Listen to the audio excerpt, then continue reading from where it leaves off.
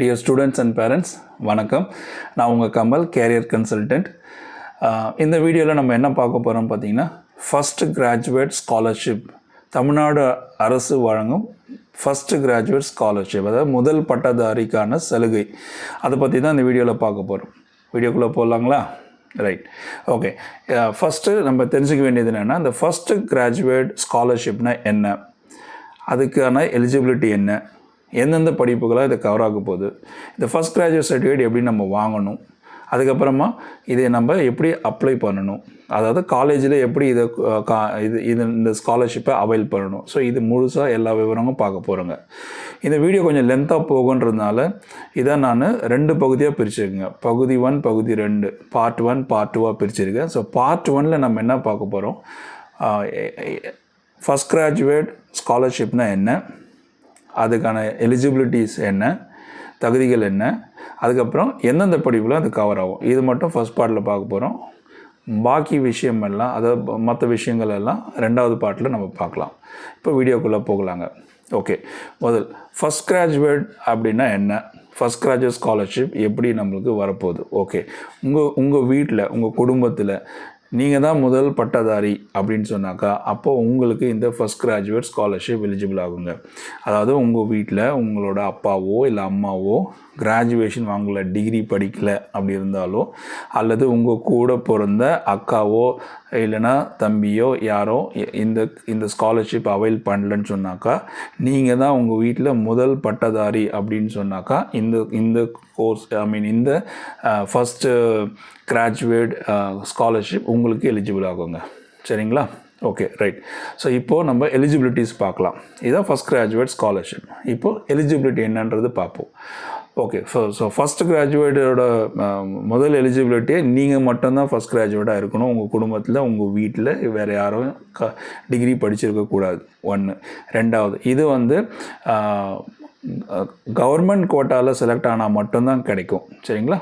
அடுத்த பாயிண்ட்டு, இது ஒரு யூஜி ப்ரொஃபஷ்னல் கோர்ஸாக இருக்கணும். சரிங்களா? ஸோ ப்ரொஃபஷ்னல் கோர்ஸ்ன்றது 4 இயர்ஸ் அண்ட் அபோவ் படிப்பு 4 இயர்ஸ் அண்ட் அபோவ் படிக்கக்கூடிய எல்லா படிப்புமே ப்ரொஃபஷ்னல் டிகிரியாக கன்சிடர் பண்ணுறாங்க.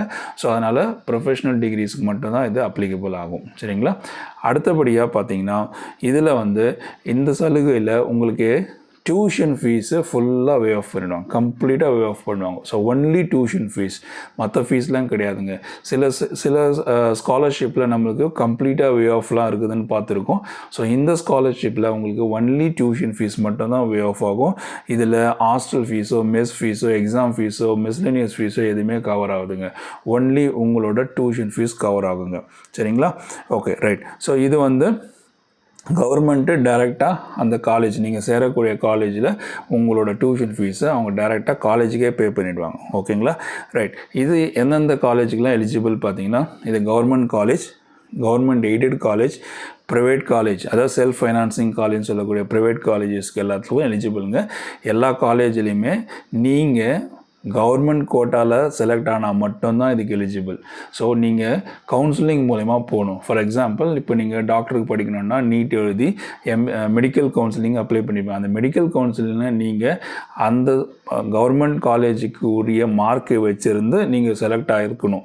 அப்படி செலக்ட் ஆனால் மட்டும்தான் உங்களுக்கு கவர்மெண்ட் கோட்டா சீட்டுன்னு சொல்லுவாங்க. அப்போ கவர்மெண்ட் கோட்டா சீட்டில் வந்தால் மட்டும்தான் நீங்கள் இந்த ஃபஸ்ட் டைம் கிராஜுவேட் எலிஜிபிளாக இருக்க முடியும். சரிங்களா? அதே தான் ப்ரைவேட் காலேஜிலும். ஸோ ப்ரைவேட் காலேஜில் நீங்கள் சூஸ் பண்ணி போகும்போது அது கவுன்சிலிங் மூலயமா அந்த காலேஜ் உங்களுக்கு கவர்மெண்ட் கோட்டாவில் அலாட் ஆனால் மட்டும்தான் இந்த ஃபஸ்ட் கிராஜுவேட் ஸ்காலர்ஷிப் எலிஜிபிளாக இருக்குங்க. சரிங்களா? ரைட். இப்போ இன்னும் சில அடிஷ்னல் இன்ஃபர்மேஷன் ஃபார் எலிஜிபிலிட்டிஸ் பார்த்துடலாங்க. இப்போ இதில் பார்த்தீங்கன்னா இன்கம் லிமிட்னு எதுவுமே கிடையாது. நோ இன்கம் லிமிட் சொல்லியிருக்காங்க. அதாவது சில ஸ்காலர்ஷிப்பில் பார்க்கும்போது நீங்கள் உங்களோட ஆனுவல் இன்கம் ஆஃப் ஃபேமிலி, குடும்பத்தோட ஆண்டு வருமானம் ஒரு லிமிட் வச்சுருப்பாங்க.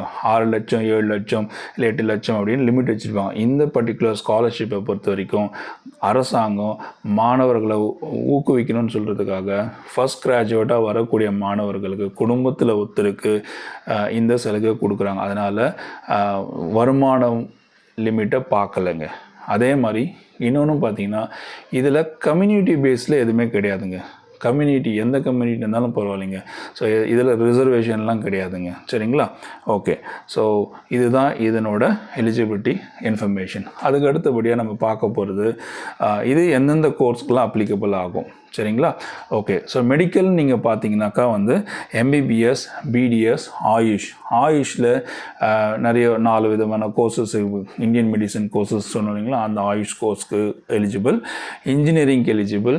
பிடெக், அதாவது பிஇ, பிடெக், பிஆர்க் இந்த மாதிரி எல்லா இன்ஜினியரிங் கோர்சஸ்க்கு எலிஜிபிள்.